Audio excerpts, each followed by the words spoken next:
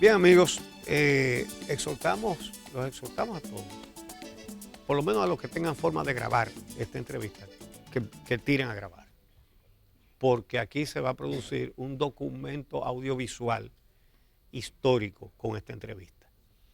Nos place compartir el cafecito de hoy en el espacio estelar del día al doctor Juan Miguel Castillo Pantaleón, quien fue el juez de instrucción que 22 años después del asesinato de Orlando Martínez lo investigó,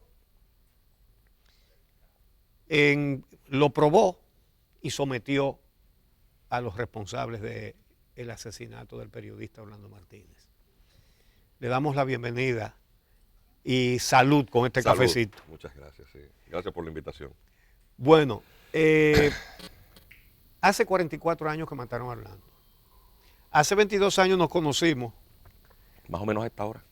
Sí, exactamente. Creo que fue el día que estaban metiendo presos Así es. a los imputados. Abel Rodríguez del Orbe Sí. te convocó a ti y convocó al doctor ya fallecido, para descansar, Rafael Molina Morillo. Sí. ¿Recuerdas? Sí. Y ustedes no sabían para qué los habían convocado. Pero que estuvieran a las 7. Y yo fui al Palacio de Justicia, salí de este programa que estaba nuevecito cuando eso, Así es. ¿verdad? En ese año fue que salió este programa. Y me fui al Palacio de Justicia con un camarógrafo y ahí presenciamos cuando llegó preso el general Enrique Pou Castro. Así es. Han surgido ahora unas versiones que hemos considerado que es necesario aclarar porque pueden ser fruto de confusiones, ¿verdad? Pero como dicen que lo escrito queda, y se ha publicado en periódicos, sobre todo un par de artículos del colega Ubi Rivas titulado "Chinino no mandó a matar a Orlando", diciendo que él solo mandó a darle una golpiza porque criticaba al gobierno, ¿verdad? Tú que tanto tiempo después investigaste y descubriste y sometiste, ¿qué tú tienes que decir a eso? No, la orden la imparte de manera directa de agredir al periodista, quien entonces era jefe de Estado Mayor de la Fuerza Aérea, sí, quien había desempeñado esa función por tercera ocasión y había sido jefe de policía. Sí. Y era para la época uno de los, era el militar de línea más dura dentro de esa troika, sí, que estuvo dominando el escenario represivo durante los llamados 12 años, sí, del gobierno del presidente Balaguer. Y él es quien imparte la orden directa y por eso hay una jerarquía militar involucrada que parte obviamente de su cúspide, que es quien da la orden directa, el coronel entonces jefe del Departamento de Inteligencia de la Fuerza Aérea, un entonces mayor, Isidoro Martínez González, era conocido en el ambiente militar como La Caja, el entonces mayor Pou Castro, y luego había toda una jerarquía. Y el sargento paracaidista Mariano Cabrera. Más aún es que varios de los involucrados en el operativo de sicariato, porque es puro sicariato, sí, uniformado pero sicariato al fin. Sí. Tenía un capitán, sargentos, cabos, rasos y un paramilitar. No, fallecieron porque los avatares del proceso durante 22 años es mucho tiempo, y ya hace 22 años que se dio a la luz pública esa investigación. Sí, porque hace 44 del asesinato. Porque hace 44 del asesinato. Es decir, muchos de los jóvenes que están viendo este programa no habían nacido. Mis alumnos de universidad no habían nacido ninguno cuando esto se resolvió. Todo el que tiene menos de 44 años no había nacido cuando asesinaron a Orlando Martínez. Y entonces el hecho se manejó en una especie de penumbra de medias verdades, manipulaciones, francas mentiras, y la imagen tan pura de este periodista, que es un mártir, eso es el arquetipo del mártir del periodismo, un hombre en la flor de su juventud, director de la revista más exitosa. Tenía 30 años. con un bagaje intelectual admirable y un magnetismo personal evidentemente entre quienes le conocían y le trataban. Así es. No tenía hijos. Aunque era de izquierda, parte de su salario lo donaba a entidades de beneficencia. O sea, es el nivel de pureza del personaje. Además, sumamente valiente. Y obviamente fue la gota que rebosó la copa de la intolerancia. Es decir, es que el asesinato del periodista produjo un impacto considerable.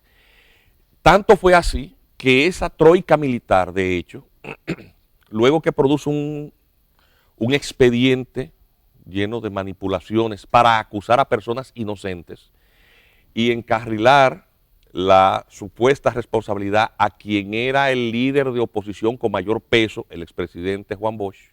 Sí.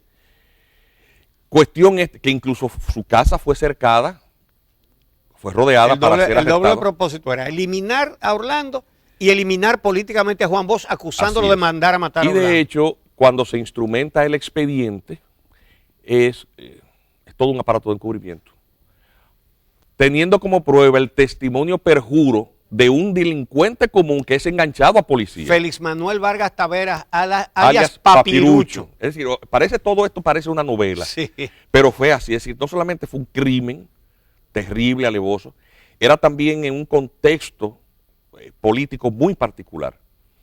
Y el intento de vinculación, de levantar esta calumnia contra este líder político, un gran intelectual, un hombre con mucho peso internacional, desató todo también un disgusto nacional e internacional. Y entonces, el presidente de entonces, evidentemente con algún nivel de información que le había sido filtrada, porque también había una relación de admiración y de disgusto entre el presidente y el periodista. Es decir, él leía al presidente, pero no le podía gustar porque era un crítico muy severo del régimen. Designa un jefe como jefe policial, sustituyendo al jefe de policía que preparó ese expediente falso, ese expediente mentiroso. Sí. Y en su decreto de designación, el general Neyníbar Seijas se le encarga expresamente la determinación de quiénes son los, es decir, el decreto tiene un mandato, un caso único. Sí. Y obviamente de investigar el caso de Orlando dando obviamente el decreto presidencial una descalificación absoluta del expediente instrumentado en la justicia, sí, con personas inocentes. ¿Y quién era el jefe de la policía que Enrique Guzmán Acosta, también parte de esa troika. Y eso produce también un suceso inédito en la historia dominicana. La troika militar en pleno, desde el ministro, que ahora se llama ministro, en esa época se llamaba secretario de Estado, de Estado de las Fuerzas Armadas, y las jefaturas de Estado Mayor, jefe de la Fuerza Aérea, jefe de la Marina, jefe del Ejército, confrontan al presidente de la República. El país estuvo al borde de un golpe de Estado, el país no lo sabe, pero no, lo intuye. Y confrontan al presidente y optan por renunciar. Sí. Porque ellos saben para dónde van las cosas. Claro. Este general en pocos meses hace obviamente porque tenía la información, ya que el operativo que dio lugar a la muerte del periodista, del asesinato, ellos le llamaban el servicio, en la jerga de entonces. Ajá. No era el primero, era el segundo. Y el primer oficial encargado no ejecutó la orden criminal. ¿Ah, sí? Este era el entonces coronel, jefe de la inteligencia de la policía, Caonabo Reynoso Rosario. No ejecutó la orden. Mantuvo el personal, ese mismo personal sentado. Pero fíjate, ese era del otro grupo, porque ese era del grupo de Ney. Represivísimo también. Muy represivo. Pero ese era del grupo de Neyníbar Seijas. Y es evidentemente, ya eso es una suposición de mi parte, quien le pasaría la información porque sabía de la orden criminal. Sí. Y por eso el 31 de octubre, en el transcurso de tiempo, Edmundo Martínez, hermano del periodista, se mantiene publicando. E indagando. Y eso da lugar también a su muerte. Sí, lo asesinaron. Y la familia, obviamente, es una situación terrible. En esos meses, entre el mes de marzo y la designación del general Neyníbar, y que él entra en control efectivo del cuerpo policial, porque un jefe de policía lo nombran hoy, pero no adquiere el control pleno, sino cuando ocupan los puestos las personas de confianza que se van yendo designando. Entonces, el 31 de octubre es enviado un mensaje por el propio Cabo Reynoso Rosario al Nacional, el mensaje de que querían reunirse, y le dan la noticia de que están presos los que ordenaron el crimen. Es decir, esa gente estuvo presa en el 65. Y en el Nacional se publicó. Se publica en una segunda edición. Pero eso no lo confirmaron oficialmente. No. Exacto. Y el encargo a la familia de que están presos, hagan un escándalo, pero ya hay un nivel de desconfianza. Hay un nivel de desconfianza por el nivel de represión, además porque se sabía que se percibían las rivalidades y había varios militares ahí. Y obviamente termina eso, vamos a decir, difuminándose. Siendo liberados sin ningún formalismo procesal los inocentes inculpados en el proceso, pero el expediente queda abierto con respecto a ellos. Y posteriormente son liberados, porque estaban en cárceles militares, estos oficiales que quedan sin funciones. Hay un cambio político y el gobierno del presidente Balaguer llega a su fin en el año 3 años después. Y el crimen queda impune. Y en el gobierno del PRD ascienden a general a Pau Castro. Eso no Todos los demás son ascendidos. Sí. Todos los demás son ascendidos. A punto de prescribir el crimen en el año 1985, el padre del periodista asesinado, para evitar la prescripción, que en materia criminal es de 10 años, va a un juzgado de instrucción y presenta una querella, una instancia. Y ese acto procesal, el fiscal de entonces era Alfredo Balcácer Vega. Y él recibe el querellamiento y da lo que le llaman el requerimiento introductivo. Y entonces, para la época que va a cumplir 10 años, no se sabe ni siquiera dónde es que está el expediente. Y es enviado a otro juzgado de instrucción que no era. Entonces el expediente empieza a dar tumbos. El expediente originalmente enviado también, no se sabe si nunca llegaron o fueron sustraídas las piezas elementales. No tenía ni siquiera una autopsia. Ese expediente ni siquiera autopsia tenía. Se mencionaba autopsia en la remisión, pero ni siquiera físicamente la tenía. Y el expediente queda, vamos a decir, ahí en suspenso. El juzgado de instrucción que tenía el expediente finalmente le es remitida este requerimiento y realiza algunas indagatorias, pero sobre la base de este expediente hueco. Exacto. Era un expediente hueco. Y empieza a interrogar a gente y muchos partidos y líderes de izquierda, que fueron compañeros del asesinado, del periodista asesinado, se mantenían viva la memoria del crimen. Narciso Izaconde, específicamente. Y Carlos Dore Cabral, el ingeniero José Israel Cuello, eran entonces dirigentes del Partido Comunista Dominicano. Y y obviamente, como no se sabe, no se determina quiénes son los responsables, es un crimen que salpica a mucha gente. Y sirvió para descalificar la vida política de mucha gente también. El expediente continúa, no llega a ningún lado. Y luego en el año 1996, avatares de la historia, en el año 1986 retorna al poder el presidente Balaguer, que en el transcurso entre el 78 y el 86 ha publicado sus memorias, una autobiografía que se llama Memorias de un cortesano. De un cortesano de la era de Trujillo. Que en una de sus páginas refiere al crimen del periodista diciendo que deja a una persona que por razones de edad está supuesto a sobrevivirle el encargo de publicar. Sí. ¿Quiénes son el develamiento? Con lo cual él está diciendo que él sabe quién lo mató, pero no dice, el presidente de la República. Lo afirma, sí, pero eso es un encubrimiento, lo cual es un crimen también. Obviamente. Y entonces, para esos jóvenes que nacieron de 44 años para acá, este juez de instrucción fue a interrogar al presidente Balaguer al palacio, no lo recibieron, y fue a su casa así con una maquinilla de escribir y un secretario, y tampoco lo recibió. Sí. Pero la diligencia la hizo. Sí, se hizo la diligencia. Entonces, cuando yo llego al juzgado de instrucción, cuando ocurre el crimen yo tenía 11 años de edad. Cosas de la vida, soy designado en ese juzgado de instrucción que tampoco sabía que tenía ese expediente que ya iba a cumplir 20 años. Don Luis Mariano, padre del periodista, fallece en el transcurso de todos esos 20 años. Y su madre, la esposa, la viuda, madre del periodista Jauli de Martínez. Doña Adriana, una mujer. Ay, Dios mío. Fue una mañana, muy temprano. Hombre, yo no sabía que eso estaba ahí. Y entonces me llama el secretario. Aquí hay muchos periodistas. Estamos hablando de 8 de la mañana. ¿Qué pasa? Que van a entregar un documento, una rueda de prensa que quieren hacer aquí en la Secretaría del Tribunal, que le quieren entregar una carta. Digo, pero ¿de qué tú me estás hablando? ¿De qué expediente se trata? ¿Qué ha llegado ahí? No, el expediente del asesinato de Orlando Martínez. Digo, pero es para entregar una instancia. Yo no quiero que hagan un show porque eso no tiene sentido. O sea, es que no tiene sentido. Además, coloca el manejo mediático de un expediente de investigación, le hace daño a la investigación. En primer lugar, porque la cara del investigado se ve. Y si tú le ves la cara, lo neutralizas para su labor más útil, que es investigar. A partir del anonimato es lo mejor para poder investigar algo. Entonces, no, recíbela tú y dile que por favor no se vayan, que con los periodistas se retiren. Entonces yo llego. Entonces fui a eso de las 9:30. Ellos me esperaron. Estaba Abel Rodríguez del Orbe, abogado de la familia. Y entonces ellos reclaman, obviamente, que el expediente, que va a cumplir 20 años, no prescriba. Obviamente, en ese momento que gobierna el presidente Balaguer, que había publicado esa autobiografía cuando él no se imaginaba que iba a retornar al poder, pues ha confesado eso, que él sabe quiénes son los sí. Y ellos reclamaban que se hiciese la diligencia de reclamar sus declaraciones. El armazón procesal anterior, el Código de Procedimiento Criminal, le atribuía a este funcionario, que es el juez de instrucción, una labor investigativa. Y la desaparición de esa función es en gran parte la causa de este nivel de impunidad que hay.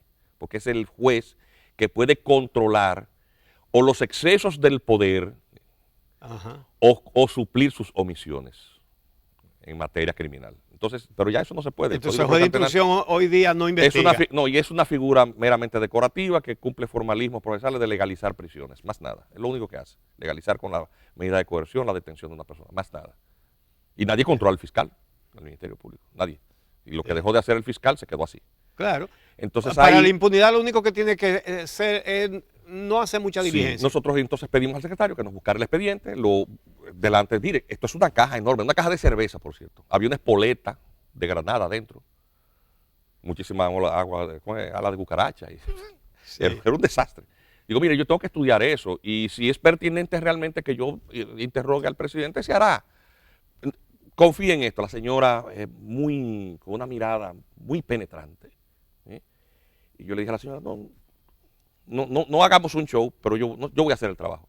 Entonces me llevé el expediente para mi casa para estudiarlo, lo limpié, le saqué cosas que no iban. Ahí estaba parte del expediente del asesinato de Gregorio García Castro, parte del expediente del granadazo de la Junta, ¿recuerdas eso? Sí. Que estaba ahí metido todo mezclado. Sí. Evidentemente era una caja donde estaban tirando expedientes importantes, pero que estaban en el olvido. Y entonces vi que se habían hecho unas diligencias 10 años antes, que no habían conducido a ningún lugar. Y evidentemente había que empezar por citar al presidente. La familia no volvió. Y para la época un juez de instrucción ganaba 7,000 pesos, que fue el sueldo mayor que yo llegué a cobrar como juez. No teníamos computadora, era todo muy arcaico. Y entonces, como no tenía tampoco alguacil, tenía yo que buscar un alguacil y pagarle para que fuera a llevar una notificación. Bueno, pues lo más lógico era que hacerlo a mano pelada, con lo que había. Le dije al secretario un día que fuésemos al Palacio.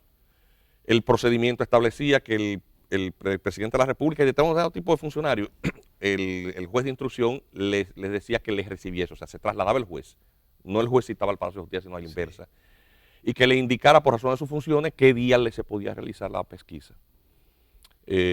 Cuando fuimos a la casa del presidente Balaguer, lógicamente no me abrieron la puerta, pero levantamos el acta. Y el custodio nos miró al secretario y a mí, yo pesaba 100 libras menos, como si uno fuera un marciano. Sí. Fuimos al Palacio.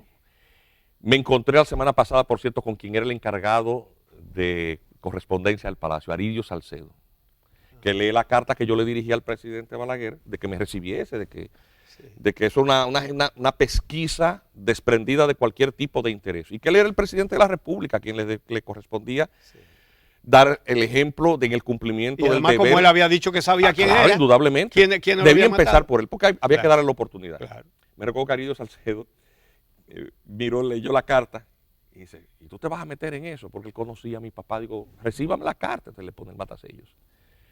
Obviamente la pesquisa era necesaria, pero no era indispensable. Entonces, obviamente el expediente lo evaluamos, vimos que era un expediente dirigido a desviar y entonces empezamos a hacer una investigación muy callada que duró 2 años. Como parte de esa investigación le tuve que leer toda la prensa de la época, ambientarme, di con esa información del 31 de octubre. Creo que le escribió Cabito Gotro Piñeiro. Así es. Y entonces, obviamente lo que empezamos fue también a identificar actores de época, porque si hubo un expediente policial, que se debía hacer la página en blanco, sí. El jefe de policía no se iba a poner a mecanografiar nada, tenía que haber coroneles, sí, mayores, tenientes, había que ubicar ese personal medio, sabiendo que eso vinculaba una troika militar importante en una época de mucha represión. Pues obviamente alguien tenía que haber guardado algo como un seguro de vida. Entonces, metódicamente fuimos uno por uno. A veces uno en jeans y camiseta, uno se abordaba a alguien. Mire, ¿qué usted dice? Lo miraban a uno raro. Hasta que encontré con quien dirigió la operación, que para la época ya era un general retirado. Una tragedia familiar le había hecho reflexionar sobre ese momento histórico. Y cuando fui a su casa, él estaba acompañado, era su mujer, que había sobrevivido un cáncer. La señora evidentemente influyó mucho en el esposo. Y entonces percibí que sí, que probablemente él tuviera cosas que uno no se da cuenta. Y posteriormente todas estas piezas del expediente, él nos las aportó. Es decir, ese no participó en el crimen, sino en la primera investigación. En la primera investigación que la disolvieron. Y era un misterio encontrarme con el señor. Había que ponerse una gorra, encontrarnos en lugares públicos, todo muy casi cinematográfico, ¿verdad? Sí. Todo como una película. Pero al final de cuentas ubicamos todas las piezas, ubicamos quién fue el legista que hicieron la autopsia, quienes participaron en el levantamiento del cadáver. Nos metimos en los archivos gráficos del Nacional y de los periódicos de la época para ubicar fotografías. Encontramos fotografías en el lugar del crimen del automóvil. Había en los negativos de los archivos periodísticos fotografía incluso del lugar donde están los impactos de las balas y con eso hicimos una reconstrucción criminalística. Reconstruimos entonces la autopsia, obviamente con los mismos actores, y elaboramos una hipótesis de perpetración a propósito, que probable. Se está diciendo que los dos disparos los hizo Lluveres Ricard desde la izquierda, pero el disparo mortal está del lado derecho y lo hizo el sargento paracaidista Cabrera Durán. En el transcurso de esos 2 años de investigación, incluso recuerdo que Nuria Piera, después que yo tenía el aspecto criminalístico hecho, hizo un reportaje para en el primer año, al cumplirse un aniversario más. Y recuerdo que ella fue y me entrevistó y dijo, mire, yo no puedo hablar de la investigación, sí puedo hablarle de los hechos porque estuvieron en los periódicos. Y le dije, mire, eso probablemente aconteció así, en términos criminalísticos. Y ella hizo una especie de actuación con actores y eso, de cómo probablemente fue el hecho, según mi hipótesis. Cuando se arrestaron a los perpetradores, dos de ellos confesaron haber visto ese programa y dijeron, en el caso de Lluverito, me admitió, que él vio el programa y se asustó porque dijo, pero este juez está en la cosa. Y Luis Emilio de la Rosa también. Es decir, toda la reconstrucción material de cómo aconteció el hecho fue muy certera. Efectivamente, cuando encontramos yo no volví a ver a la familia en esos 2 años. Ellos al año siguiente, al cumplirse 22 años, volvieron a reiterar con otros requerimientos, pero no volvieron al juzgado de instrucción, sino fueron a la fiscalía. Había cambiado el gobierno. Sí. Había ascendido al poder Leonel Fernández y habían nombrado de Procurador General de la República a Abel Rodríguez Loro, el abogado de la familia, a quien no había vuelto a ver. Exacto. Cuando lo designaron yo le mandé una carta que nunca se hizo pública, diciéndole que el destino había puesto a él como abogado en un lugar, en una posición de asumir responsabilidad y jugar un rol. Y yo no lo había vuelto a ver, yo le reclamaba ¿qué pasa con este expediente que va a cumplir 22 años? Usted está ahí ahora y tenemos que hacer justicia. Ya usted no puede ser el abogado de la familia, pero tiene una responsabilidad. Y entonces, sí. Pero no tuvimos contacto. Le mandé la carta, nunca me respondió. Cuando teníamos ya el expediente listo, pues entonces fuimos a la Procuraduría con el paquete de papeles y le pedí una cita. La secretaria dijo, bueno, déjeme anunciarlo a ver si él lo recibe. Me hizo pasar al antedespacho. Era la segunda vez que lo veía en mi vida. Nunca lo había visto antes de que él fuera al juzgado de instrucción y esa era la segunda vez. y entonces le coloqué el expediente y le dije, bueno, ahí está resuelto ya. Y hay que arrestar a los responsables que ya yo los identifiqué. Y él, recuerdo que se puso un poco nervioso porque dice, no, esto como que lo graban y eso, que hay micrófono. No, eso no se puede hablar aquí, llévese eso, vaya para mi casa. Y yo no sé dónde usted vive. Entonces me da la dirección de su casa, a las 4 de la tarde. Yo anoto la dirección y me llevo mi paquete otra vez. Y cuando fuimos, entonces ahí estaba el fiscal, que también lo había visto por los periódicos porque no nos conocíamos tampoco. Que era Guillermo Moreno, quien había, por cierto, desestimado la última querella. Que es un hecho histórico, es así. ¿Y qué aconteció? Bueno, pues que le dice, ¿usted lo conoce a él? Sí, él es juez de instrucción allá. Mire, él tiene el caso de Orlando Martínez resuelto. ¿Cómo va a ser? Se identificaron las direcciones y se hizo un operativo, a cuyo operativo el develamiento al público es que tú eres convocado cuando esta gente ya está presa. Bueno. Cuento largo o corto. Tenemos que hacer una pausa ahora. Cuando regresemos entonces vamos a el estatus de, creo que el único, bueno, hay 3 sobrevivientes. Hay uno que está preso todavía, que es Lluveres Ricard. ¿Y cuál más está preso? Mariano. Mariano Cabrera Durán, claro. Los 2 condenados a 30 años. Luis Emilio de la Rosa Vera cumplió los 10. Íntegramente. Y queda el general Lluveres Montaz. Que fue desglosado del expediente. Desglosado del expediente, pero quiero que hablemos del estatus de él ahora mismo, que es él ahora. Si está excluido ya definitivamente, descargado, desvinculado o si tiene todavía que responder ante la justicia. Regresamos en un momento con eso.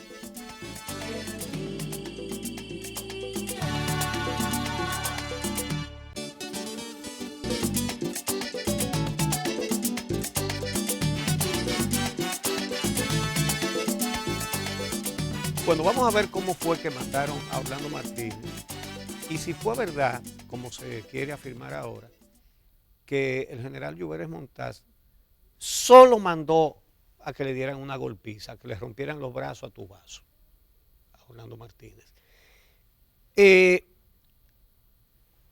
Como juez de instrucción conseguiste los expedientes viejos, las evidencias, pero tú lograste la confesión de todos. De todos, todos confesaron. Menos de Chinino, que negó su responsabilidad, pero todos los demás de manera coincidente lo señalaron como la persona que impartió la orden directa de agredir al periodista. Por ejemplo, el coronel Isidoro Martínez La Caja. Confesó. ¿Qué te dijo? Hizo un relato, dijo que la orden provenía del jefe de Estado Mayor, que era Salvador Lluveres Montaz. Y que de hecho la imparte en su presencia. ¿Eso está registrado en el expediente? ¿Que él dijo eso? Sí, están todas las confesiones ahí. Además, a las firmas, en el caso de aquellos que habían sido interrogados en el año 75 y que reiteraron ese relato tal cual 20 años después, 22 años después, en cuanto a los hechos de cómo ocurrieron, se les hizo una prueba grafológica para saber si la firma que estaba en esos papeles viejos del 75 correspondía a quienes me estaban confesando en el momento 22 años después, y era la misma firma. Es decir, la firma que figuraba, por ejemplo, de Pau Castro, en ese documento del 75, en donde él confesaba, era la misma que él estampaba cuando me confesaba. Entonces vamos a ver. En el interrogatorio que le estaba practicando. Entonces, el coronel Isidoro Martínez, que era el jefe de inteligencia de la Fuerza Aérea en esa época, ¿verdad que sí? Sí. Él te confesó sí. que la orden se la dio el general Lluveres Montaz. Así es. Directamente. Así es. Y lo sostuvo siempre. Es que después que él es interrogado y la providencia calificativa, él murió preso, ¿no? Sí, muere preso porque estaba enfermo. Yo no volví a interrogarlo, porque con preso ya, confiesa sí, que va a ser el juez de instrucción. Exacto. Volver a que se desdiga. Exacto. Es decir, si ya tú admites, sí. La confesión es la probacio probatísima. La pena de la prueba. Ya tú admitiste, ¿qué más voy a decir? Yo sé que Lluverito confesó, que Mariano Cabrera confesó. Ellos confesaron los dos, todos, ¿verdad? Todos. Y de la Rosa Vera también. Todos. Ahora, ¿y Pau Castro? Pau Castro fue interrogado 3 veces. Al principio, él decía que se trataba de una conjura. Él era un hombre que hablaba mucho. La personalidad de él era una personalidad muy compleja, pero evidentemente era un asesino profesional. Hizo muchísimos relatos que no tenían nada que ver con el tema, contando cosas que él había hecho, de las cuales... ¿Te contó crímenes que él había cometido? Crímenes, él decía, por ejemplo, que él en algún momento estaba de servicio en los órganos represivos y fue enlace para retirar las listas de eliminación de disidentes y de opositores, de líderes sindicales, de líderes estudiantiles, que les entregaban en la oficina de la misión militar norteamericana. ¿Dijo él? Decía ese tipo de cosas. No tiene nada que ver con esto. Y bueno, pero el periodista estaba no, porque se fue antes. Porque tú no le estabas preguntando eso. No. Él te lo dijo. Y sí, él hablaba muchísimas cosas. Era un sujeto muy particular. Pero sobre el crimen de Orlando, ¿qué dijo? Él lo negó al principio, pero todos los demás confesaron. Es decir, ya él no podía eludir. Digo, mire, usted, si usted quiere, puede seguir negando, porque ese es su derecho constitucional. Nadie está obligado a declarar contra sí mismo. Yo tengo que respetar eso. Le seguiré preguntando y usted seguirá negando. Pero ya todos han confesado. El señor, su superior jerárquico en ese momento, que era el general Martínez González, ha confesado. Mire su interrogatorio, se lo voy a leer y esa es su firma. Se lo leo. Lo señala. Lluverito ha confesado. Lo señala. Luis Emilio de la Rosa ha confesado. Lo señala. Entonces, bueno, es como tener en la mesa un cerdo de 400 libras asado. Y ¿Le dijiste eso? Sí, entonces usted se va a comer ese cerdo solo. O sea, si usted quiere, no hay problema. Entonces sigue negando.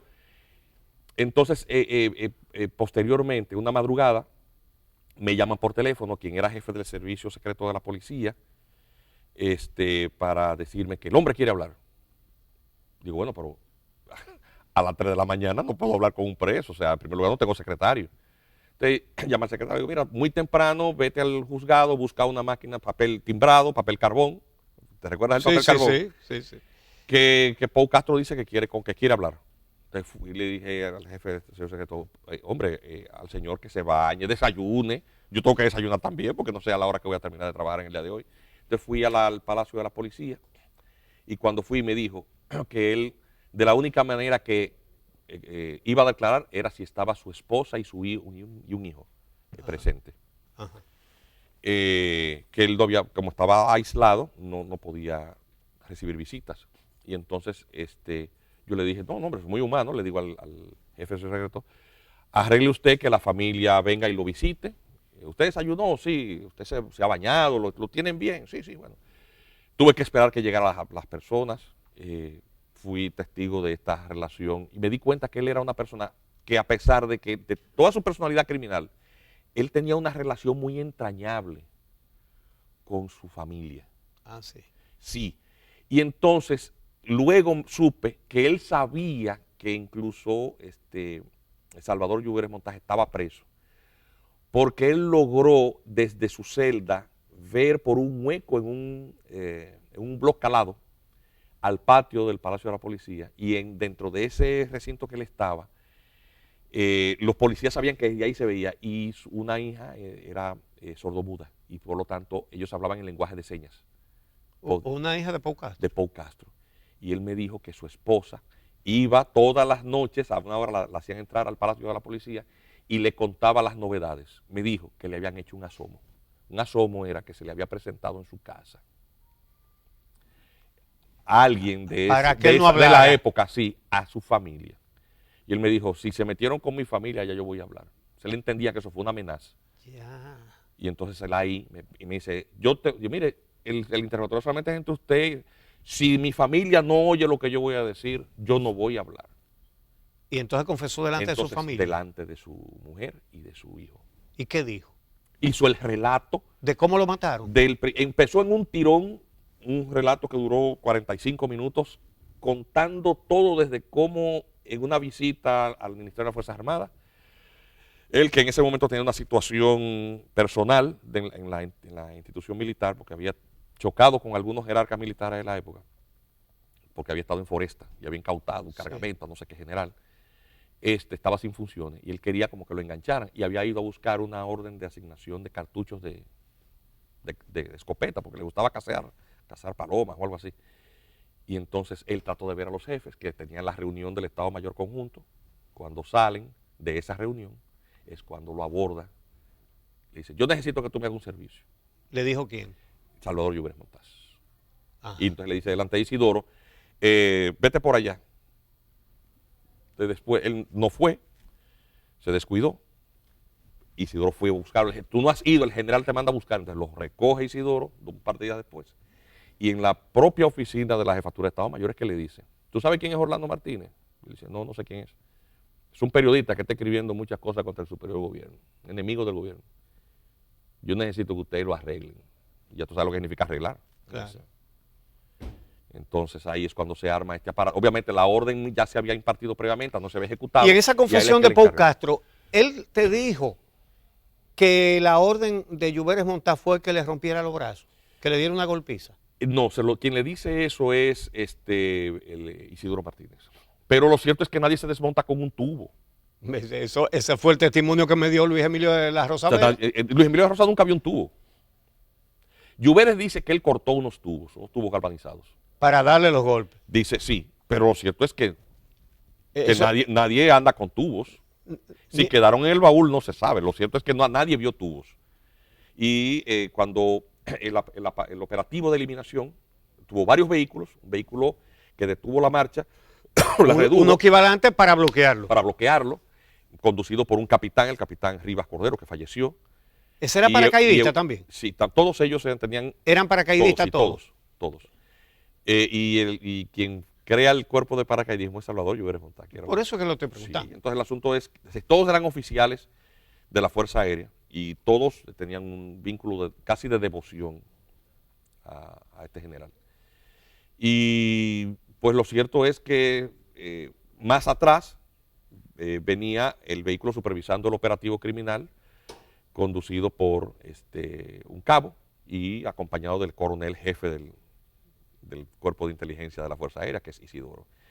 Y por lo tanto, el coche de Pau, conducido por el propio Pau Castro, tiene a su derecha a Mariano Cabrera, sí, y detrás vienen Lluverito y Luis Emilio de la Rosa. Cuando ocurre el choque, de hecho Luis Emilio no se da cuenta de qué es lo que está pasando. Se desmontan de ambos lados, van y emboscan cada uno de un lado de la puerta, Lluverito del lado del conductor, que al dispararle, evidentemente, hubo un movimiento de defensa. De instinto defensivo. De instinto, por eso el primer disparo le impacta en el brazo, atraviesa y se incrusta en la tapicería de la puerta derecha. En la base de la bocina, que estaba de la puerta del pasajero, y al obviamente tratar de una reacción normal y mirar del otro lado, entonces ahí el Mariano Durán le da el otro disparo, que es el que figura ahí. Esa fotografía la recuperé de los archivos del Nacional. Vamos a ponerla en pantalla, por favor.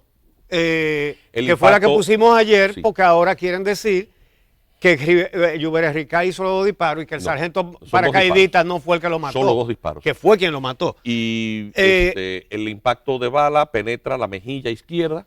¿Derecha? Perdón, derecha, sí. Y entonces ahí se aloja en la base del cráneo. Sí. Él queda agónico, inclinado hacia el lado del asiento del pasajero, un carro Lancia pequeño, sí, que había comprado. Era nuevo. Era un vehículo nuevo. Y entonces los vecinos oyeron los impactos, ellos huyen, los perpetradores huyen, los reparten. Pau va a un cumpleaños. Cabrera Durán te dijo que él fue que le hizo. No, Cabrera Durán yo no llegué a interrogarlo porque el primer Cabrera Durán que yo interrogo no es Mariano Cabrera. No era ese, no. Y hubo que ubicarlo. Resulta que se había ido hacía muchos años a Nueva York, se ubicó allá y la orden de arresto se ejecuta cuando ya incluso yo no formo parte del aparato judicial. Ok, sí, verdad, lo trajeron años después. Lo trajeron un año y pico. Eso fue cuando Domínguez Brito era fiscal. Correcto.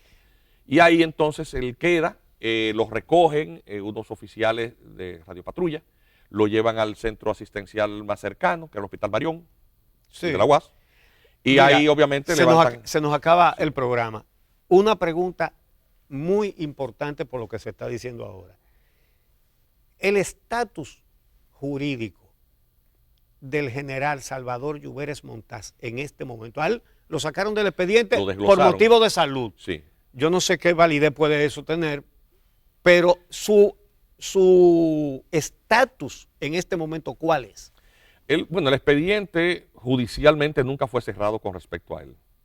Y por lo tanto está en una situación como de limbo, porque al él ser desglosado por motivos de salud, los plazos de prescripción se mantienen en suspenso. El expediente nunca se cierra. Es decir, no perime. Eso no perime. La la ley sobre extinción anticipada de todos los procesos hace una excepción en relación con casos que están en suspenso. O sea, jurídicamente el expediente está abierto, Entonces, pero él está en libertad. Entonces se puede decir que él es un imputado. No, él fue imputado en el auto de envío. Pero dejó de serlo. No ha dejado. Entonces de serlo. es un imputado. Es un imputado. Ese es su Sí, estado. eso es estado. No ha sido juzgado ni condenado. ¿Qué sería lo correcto? No es juzgar, otra vez. Indudablemente, obviamente hay poca expectativa de eso. Sí, yo lo sé. Ni hablar, ni soñar con eso, pero es para saber el estatus. Sí, pero lo importante de todo esto es el balance. Luego de resuelto ese caso, es el único caso donde varios generales cayeron presos, donde se hizo una investigación muy larga, que fue corroborada en juicio con las pruebas aportadas, fortaleció la libertad de expresión. Después de eso, claro que sí. Tú puedes decir lo que sea, tú no tienes el temor de que fuera un operativo militar va a seguir. Y sobre todo, Juan Miguel, queda un ejemplo para los militares que saben que cuando un superior le ordene cometer un crimen, eso no ha vuelto a ocurrir. El superior podrá quedarse en su casa, pero el que lo comete va a ir preso. El largo brazo de la justicia eventualmente lo puede alcanzar. Sí, pero yo no creo que le pase más nada a Lluvere Montá. El precedente ha quedado, pero ha quedado deshonrado. Pero el precedente es que el general Isidoro Martínez murió en la cárcel, que el general Pau Castro murió en la cárcel. Son los únicos generales que han caído presos. Y que el sargento, el paracaidista Cabrera Durán, está en la cárcel cumpliendo sus 30 años. Y Lluverito, Alfredo Lluverito. Y Lluverito cumpliendo sus 30 años. Y hubo otros 2 oficiales paracaidistas que murieron, ¿verdad? Eran 3. Entonces, 2 eulogios y el capitán Rivas. Es muy útil que quede esa lección. Los que ejecutaron el crimen sí lo pagaron. Claro. No el precedente puede servir para hacer una reflexión procesal, si nos convino todo esto que ha pasado. Ya tenemos el tiempo suficiente. La judicatura también tiene que mirarse el ombligo. Sí, claro. Porque lo que se demuestra es que para hacer justicia, usted no tiene que. Eso se hizo a mano pelada y ahí está el expediente. Exactamente. Sin recursos. Bueno, muchas gracias a Juan Manuel Castillo Pantaleón, el juez de instrucción de la 4ª circunscripción del Distrito Nacional, así era que se llamaba ahí, que investigó, descubrió y sometió. Y por eso se creó el precedente sobre el asesinato de un periodista, Orlando Martínez. Y creo que hasta doña Adriana vio este programa hoy, que fue la que mantuvo vivo el expediente. Desde el más allá. Amigos, gracias. Mañana nos vemos otra vez a las 6 de la mañana aquí en El Día.